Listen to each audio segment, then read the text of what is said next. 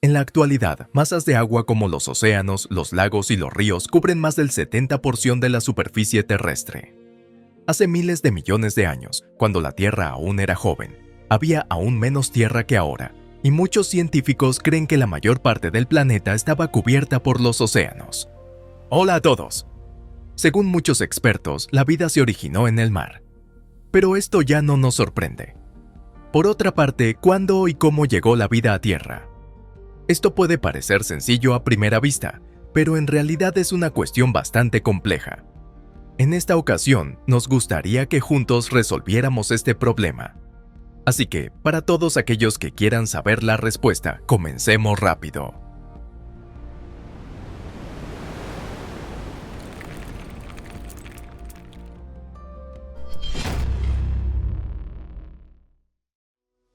¿Cuál fue la primera criatura en llegar a Tierra? El avance de la vida sobre la Tierra no es un acontecimiento momentáneo. No es como si una criatura que antes había estado flotando en el esponjoso mar de repente decidiera: vamos a intentar vivir hoy en Tierra. Como ya lo hemos mencionado anteriormente, muchos científicos creen que el mar es la cuna de la vida. Sin embargo, no todo el mundo tiene la misma opinión. Recientemente, algunos investigadores han sugerido que los primeros lugares donde surgió la vida fueron los lagos poco profundos y sus masas de agua en tierra firme, desde donde pudo expandirse posteriormente al mar. Esto se debe a que existen varias razones. Para empezar, cuando la Tierra era joven, era un planeta muy distinto del que conocemos hoy. Una persona de la actualidad no habría vivido más que unos minutos y se habría asfixiado inmediatamente. La atmósfera con poco o nada de oxígeno.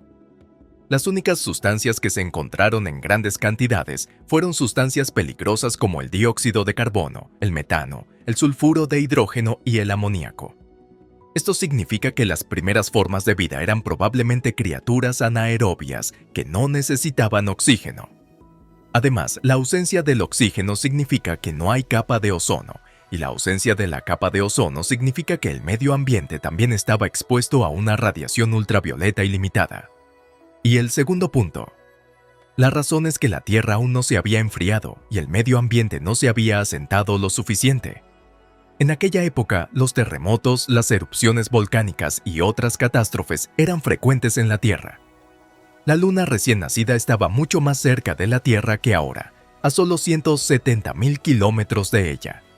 La Luna, que ocupaba gran parte del cielo como luz que iluminaba la Tierra, agitaba constantemente el interior de la Tierra debido a su gravedad. Además, la duración de un día es muy corta, menos de 6 horas, y en este corto día, enormes mareas golpearon la Tierra 2 veces, con olas de muchos metros de altura que arrasaron con todo a su paso. Tal vez las primeras formas de vida fueron simplemente arrastradas de la Tierra al mar por estas olas. Esto parece tener más sentido, ya que es poco probable que las formas de vida primitivas pudieran haber migrado por sí solas. Mientras la superficie terrestre quedaba asolada, las profundidades del mar no sufrían tales problemas. Una gruesa capa de agua que se extiende varios kilómetros ofrece una protección fiable contra los rayos ultravioletas, y los problemas de las mareas son casi extraños para los habitantes de las profundidades marinas. De este modo, evolucionaron gradualmente, aumentando en número y cubrieron el fondo del mar con una capa compuesta de organismos similares al slime. Sin embargo, el continente tampoco era completamente estéril. Hace relativamente poco, se ha descubierto en Sudáfrica y Suazilandia rastros de vida que se cree que tienen unos 3.200 millones de años. Esto se trataba de una alfombra bacteriana, que parecía una tarta formada por capas de varias formas de vida, como arqueas y bacterias. En ese momento, la alfombra bacteriana abundaba en los fondos marinos, pero las que se descubrieron se hallaban en deltas fluviales poco profundas. Tal vez, este fue el primer pionero en llegar a Tierra. Otra posibilidad es que no procedan del mar, sino que originalmente nacieran y crecieran allí. Los revolucionarios se adaptaron al oxígeno. Los acontecimientos significativos para la vida en la Tierra. Se trata del llamado Gran Oxidación, un brote masivo de oxígeno que se cree que ocurrió hace unos 2.450 millones de años. El número de organismos fotosintéticos aumentó de forma espectacular, lo que ha provocado un rápido incremento de la cantidad de oxígeno en la atmósfera. La cantidad era mucho menor que la actual, pero suficiente para matar a la mayoría de los organismos anaerobios que odian el oxígeno. Las pocas especies supervivientes quedaron relegadas a una zona restringida conocida como masas de agua sin oxígeno. De esta manera, los organismos aeróbicos que constituyen la mayoría de las formas de vida actuales, desde las bacterias hasta los seres humanos, se convirtieron en el nuevo futuro. Sin embargo, los organismos anaeróbicos tampoco iban a rendirse tan fácilmente. Poco después del accidente de la gran oxidación, llegó la glaciación huroniana. Durante cientos de millones de años, la Tierra se convirtió en una gigantesca bola de nieve cubierta de glaciar, lo que hizo casi imposible la fotosíntesis y redujo de nuevo la cantidad de oxígeno. Cuando el glaciar finalmente se retiró, la Tierra cambió por completo. Durante cientos de millones de años, el hierro producido en los océanos se volvió rojo como la sangre. Poco después, hace unos 1800 millones de años, comenzó el periodo conocido como Boring Billion Mil Millones de Años Aburridos. Los niveles de oxígeno se mantuvieron bajos durante el Boring Billion. Se cree que era al menos la quinta parte de lo que es hoy. El cambio climático y la deformación continental avanzó muy lentamente y la evolución se ralentizó. En aquella época, los organismos anaeróbicos casi monopolizaban los océanos. Además, el color del mar era más oscuro que el actual, debido a las grandes cantidades de azufre liberadas por las cianobacterias. Había poco oxígeno en el mar, y la zona cercana a la superficie que está oxigenada era el hábitat de los organismos aeróbicos. Ellos se encontraron en tierra, formando enormes alfombras bacterianas. Hace unos 1300 millones de años, los líquenes primitivos, los primeros eucariotas terrestres, crecían exactamente sobre esta alfombra bacteriana. Los primeros organismos pluricelulares aparecieron hacia el final de los 1000 millones de años aburridos, pero su hogar estaba en el mar. La Tierra seguía siendo estéril y solo existían en ella alfombras bacterianas y líquenes que parecían gigantescas masas de slime. Pioneros de la Tierra. Hace entre 720 y 800 millones de años, el final del período Boring Billion marcó el comienzo del período criogénico, conocido como la serie de las edades de hielo. Después de eso, la concentración de oxígeno en la atmósfera terrestre volvió a aumentar. Se cree que fue precisamente en esa época cuando comenzó a formarse la capa de ozono. La superficie terrestre se volvió más segura, creando un entorno en el que podían prosperar organismos pluricelulares complejos. Sin embargo, pasó mucho tiempo antes de que una gran variedad de criaturas se establecieran en tierra. Las criaturas se resistían a abandonar los acogedores océanos a los que se habían acostumbrado durante miles de millones de años.